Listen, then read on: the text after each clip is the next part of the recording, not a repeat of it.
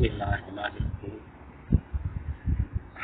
आज हम ये शॉर्ट क्वेश्चन आंसर एक्सरसाइज के चैप्टर 3 के करेंगे, जो बहुत ही इम्पोर्टेंट है। इनमें से फाइनल पेपर में भी लाजमी एक या दो मतलब लाजमी अटेम्प्ट करने के लिए किए जाते हैं। सबसे पहले है इसे ऊपर जितने ही वो पहले हम उसमें लिख चुके हैं, हमारे जो चैप्टर वाइज हम किया था उसके अंदर ही। इसमें अभी 3.5 पहले करेंगे। यह why is it dangerous to travel on the route of the bus. अब ये साबित करना है कि ये दिखाना है कि क्यों डेंजरस है उसके ऊपर ट्रेवल करना, बस की छत के ऊपर।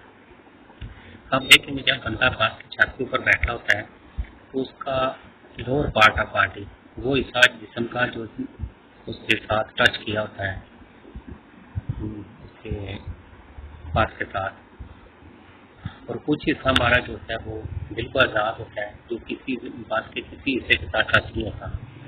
तो जो ही ब्रेक लगती है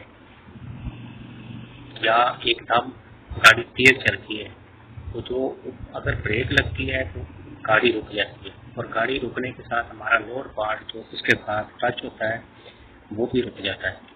लेकिन जो अपर पार्ट ऑफ बॉडी है वो फ्री होता है, उसको किसी कोई कॉन्टैक्ट की बात के साथ वो फौरी तौर पे उसी तरह चलना चाहेगा जिस तरह चल रहा है आप इनर्शिया के मुताबिक। यानी वो इनर्शिया के मुताबिक वो क्या करेगा, स्ट्रेट लाइन में अपनी मूवमेंट जारी रखेगा। तो जब अपर पार्ट आपका आगे चला जाएगा, लोअर पार्ट पीछे रुक जाएगा, तो हम एकदम आगे की तरफ गिर जाएंगे।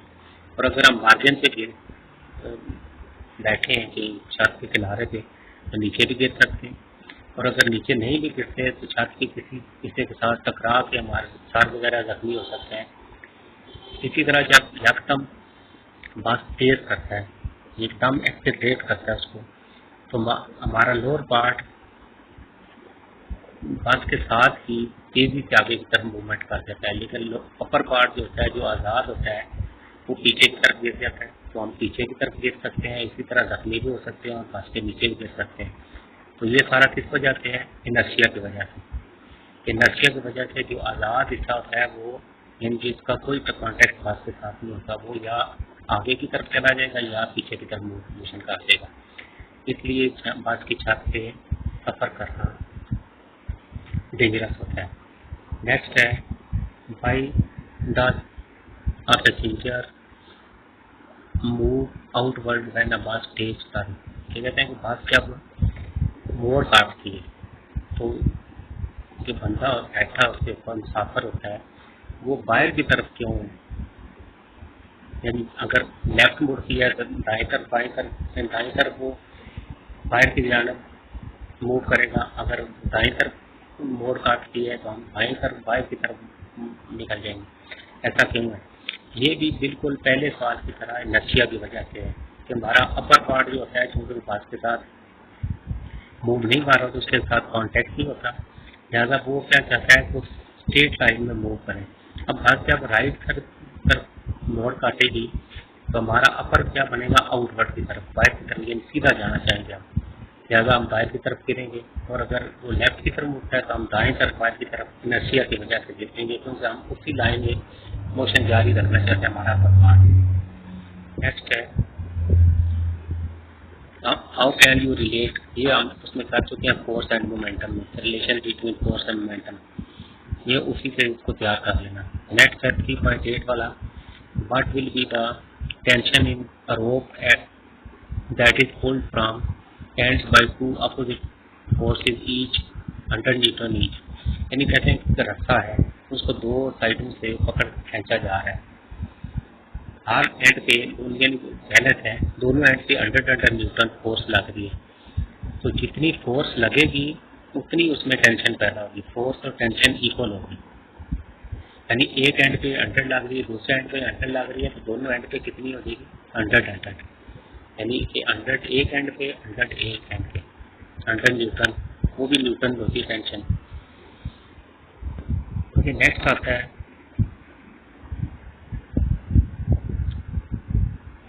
an action and reaction are equal and opposite, then how does the body move। कहते हैं कि अगर एक्शन और रिएक्शन इक्वल होते हैं तो बॉडी चलती कैसे है, यानी अगर फर्स्ट करें एक्शन है सामने की तरफ, फ्रंट की तरफ, फॉरवर्ड, तो पीछे की तरफ उसका रिएक्शन हो गया, तो बॉडी तो जितनी आगे चलेगी, क्योंकि बिल्कुल इक्वल होते हैं। यानी ऐसी मिसाल लें कि रस्ते को जैसे ऊपर वाली थी, एक एंड से एक तरफ 100 न्यूटन लग रही है, दूसरे एंड से 100 न्यूटन लग रही है, तो वो तो मूव नहीं कर रहा। इसी तरह बॉडी को मूव नहीं करना चाहिए, क्योंकि अगर वो पीछे की तरफ पुश करता है तो वो आगे की तरफ रिएक्शन हो जाएगा, और अगर आगे चलता है पीछे रिएक्शन हो जाएगा। तो ये जब बराबर है अपोजिट डायरेक्शन में, तो बॉडी को नहीं चलना चाहिए। लेकिन इसका उसूल उस टेंशन के बिल्कुल और तरफ है। इसमें यह है कि एक्शन और रिएक्शन दोनों एक ही बॉडी पे नहीं होते, बल्कि दो डिफरेंट बॉडी के होते हैं। जैसे इसकी मिसाल लें, हम ज़मीन को पुश करते हैं पाँव के साथ बैकवर्ड, तो ज़मीन आगे से, यानी ज़मीन अगर बॉडी है वो पुश करती है हमें फॉरवर्ड, रिएक्शन के तौर पर आगे की तरफ पुश करती है। लेकिन हम पाँव आगे की तरफ तेजी से बढ़ाते हैं, यानी ज़मीन को हम पीछे की तरफ पुश करते हैं। ज़रा गौर से देखें, ज़मीन को पीछे की तरफ पुश कर रहे हैं, और ज़मीन रिएक्शन के तौर पे हमें आगे की तरफ मूव कराती है।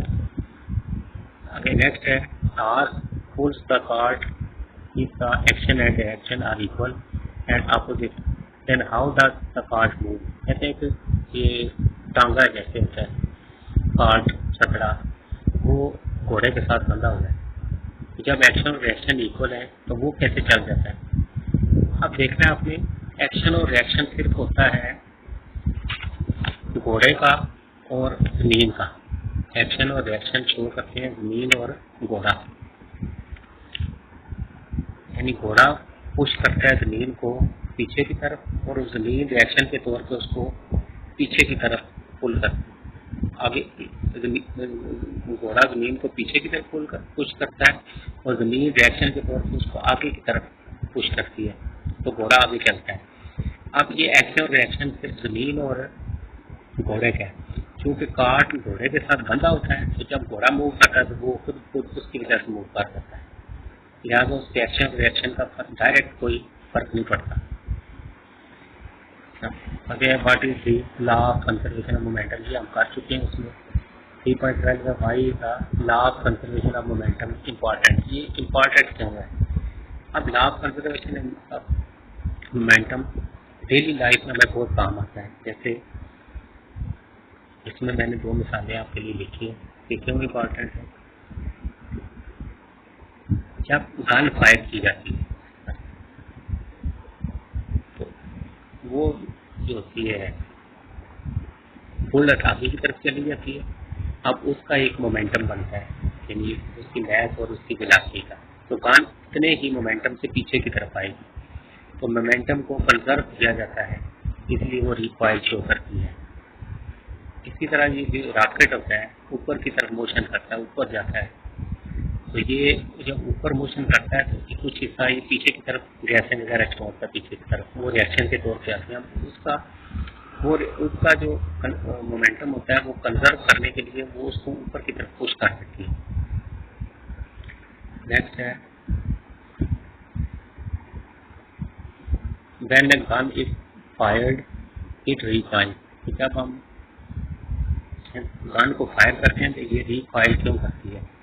हम देखिए, रिकॉइल करने का इसका मतलब यह है कि जैसे अभी मैं ऊपर ही बताया आपको कि जब आप फायर करते हैं तो गोली या बुलेट जो होता है वो आगे की तरफ मूव कर जाता है, उसका एक मोमेंटम बनता है। इसी तरह गन उसके मोमेंटम को कंजर्व करने के लिए according to law of conserve of momentum पीछे की तरफ मूव करेगी।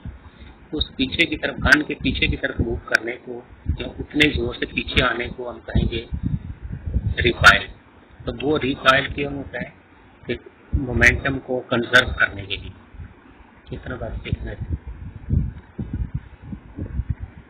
अगर describe two situations in which force of friction is needed, यानी कौन सी दो ऐसी सूरतें हैं जिसमें हमें हर सूरत में फ्रिक्शन चाहिए होती है।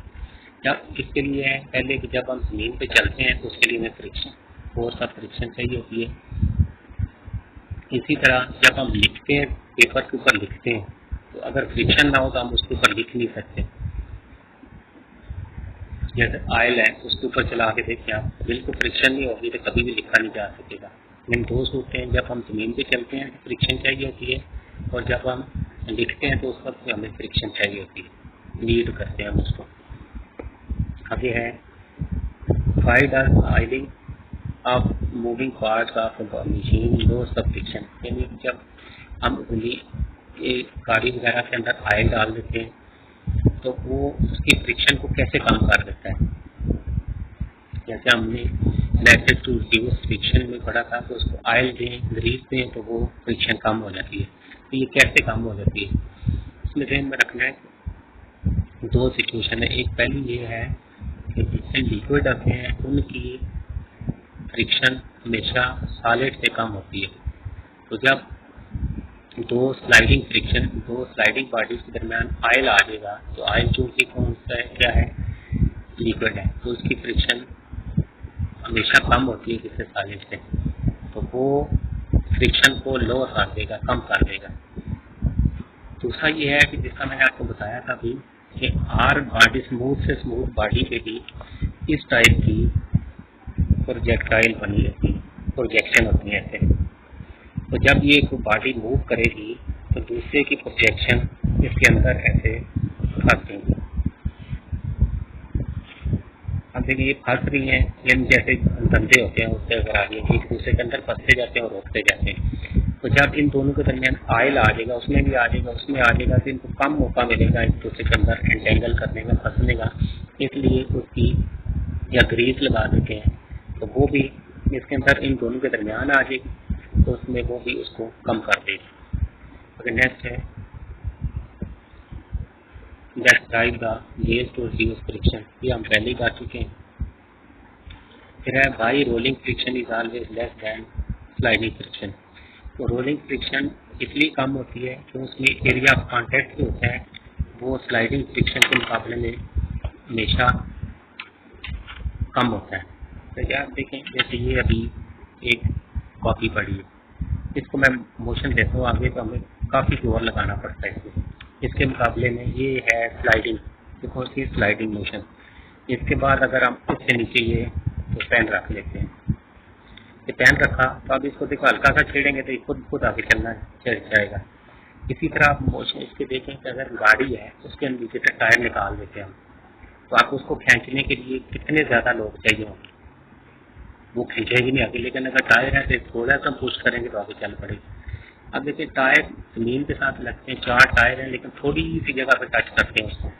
इसका मतलब तो जैसे ये है, इसका एरिया ऑफ कॉन्टैक्ट सिर्फ पेन का है, पेन जमीन के साथ लग के और इसके साथ लग रहा है, इसका उसके साथ डायरेक्ट शीशे के साथ कोई तलक नहीं आ रहा, लिहाजा ये आसानी से मोशन कर रहा है। लेकिन अगर इसको नीचे रख देते हैं तो एरिया ऑफ कॉन्टैक्ट कितना ज़्यादा बन जाता है, ये देखें यहाँ से लेके इसके राउंड चलते गए इधर तक आ जाएगा। तो ये एरिया ऑफ कॉन्टैक्ट जितना ज़्यादा होगा उतनी फ्रिक्शन ज़्यादा होगी, जितना एरिया ऑफ कॉन्टैक्ट कम होगा उतनी फ्रिक्शन कम होगी। तो रोलिंग फ्रिक्शन में इसलिए कम होती है क्योंकि उसमें एरिया ऑफ कॉन्टैक्ट हमेशा स्लाइडिंग फ्रिक्शन के मुकाबले में कम होता है। Thank you. अब ये सारे सवाल लिखने भी हैं और इनको अच्छे तरीके से तैयार भी करना है, और मुझे होमवर्क जो अपना जो बनाया हुआ है ग्रुप उसमें इसको सेंड भी किया करें। Thank you.